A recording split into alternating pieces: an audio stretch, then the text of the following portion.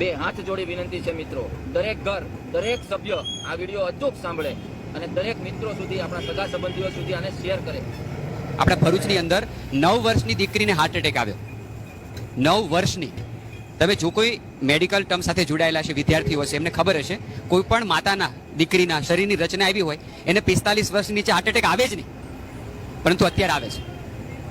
ભરૂચની અંદર છેલ્લા 4 જ મહિનાની અંદર ડાયાલિસિસ કરતા પેશન્ટોની અંદર 25% બાળકો નોંધાયા છે.